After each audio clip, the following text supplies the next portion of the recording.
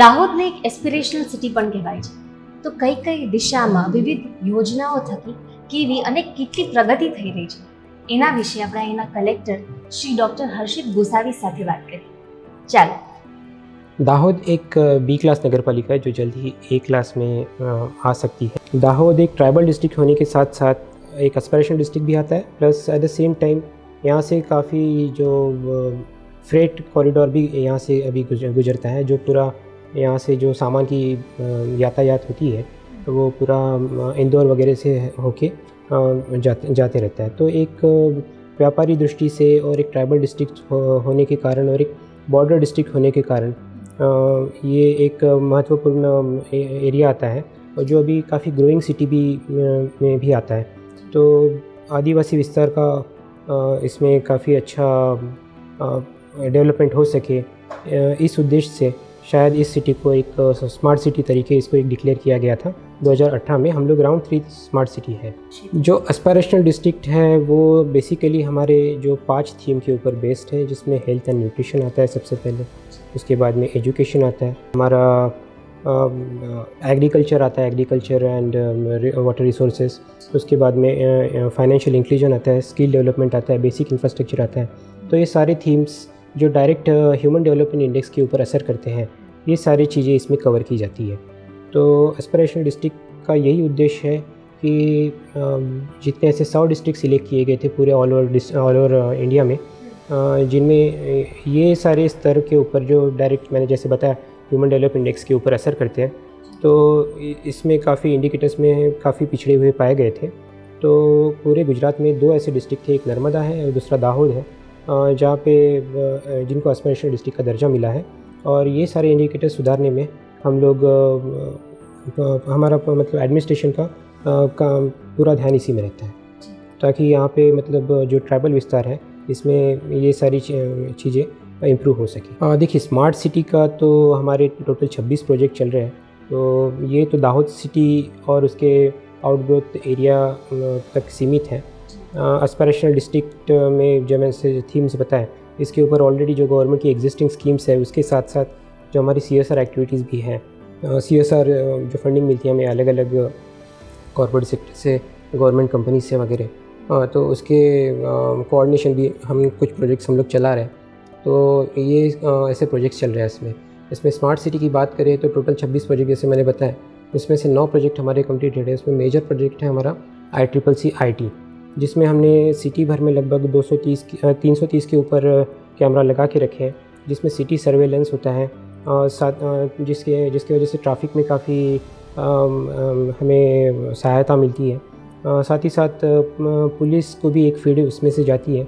तो हम लोग हर महीने में लगभग 20 से ऊपर केसेस सॉल्व करने में हमारे कैमरास की हेल्प हो रही है.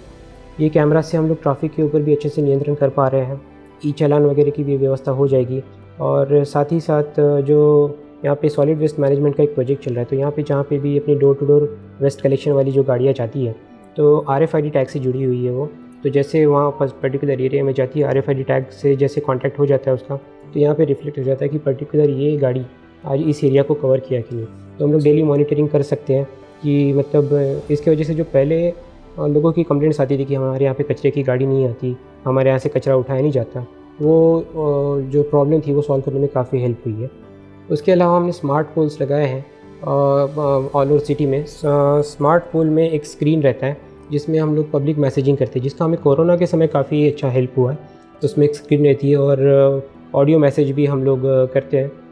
कोरोना के समय जब लॉकडाउन था तब लोगों को घरों में रहने के लिए और कोविड अप्रोप्रिएट बिहेवियर क्या क्या होना चाहिए, उसके हिसाब से आप लोगों को क्या क्या चीज़ें ध्यान में रखनी है.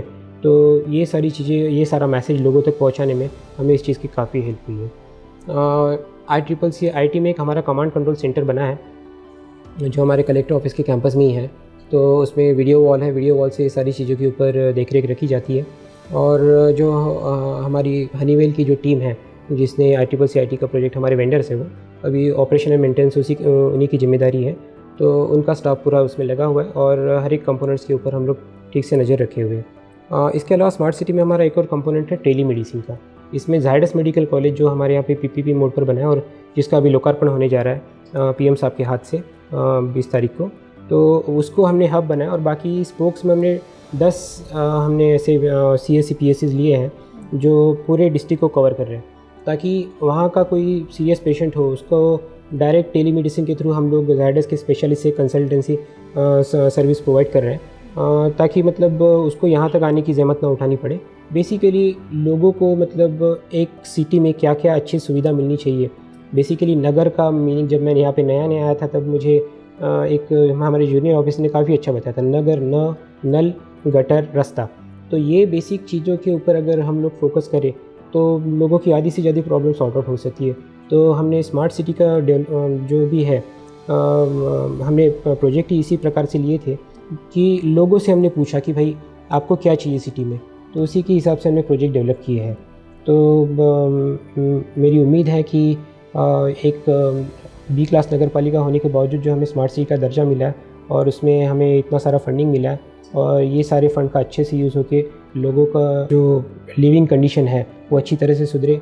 जो अपनी इंडियन सिटीज़ में खास करके जो छोटी सिटीज़ में ट्रैफिक वगैरह की समस्या ये सारी दूर हो, ये हम लोग इस प्रोजेक्ट के माध्यम से साध्य कर पाए। दाहोद जो था ये टैप वाटर कनेक्टिविटी के मामले में काफ़ी पीछे था। जब एक्चुअली मैंने जून महीने में किया था, पिछले लगभग 9-10 महीने हो गए मुझे।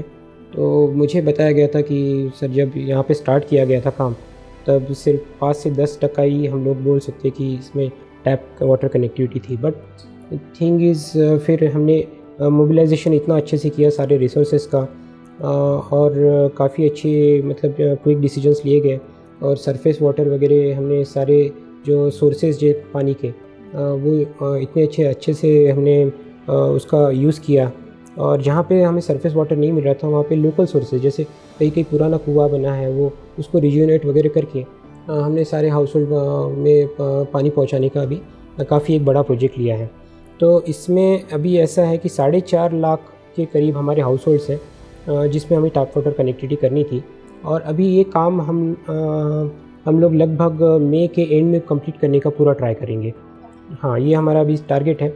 हम लोग इसको हर मंगलवार में हम शाम को 5 बजे इसकी मीटिंग होती है और कितने हाउस होल्ड कवर किए गए इसका हम लोग मॉनिटरिंग करते रहते हैं।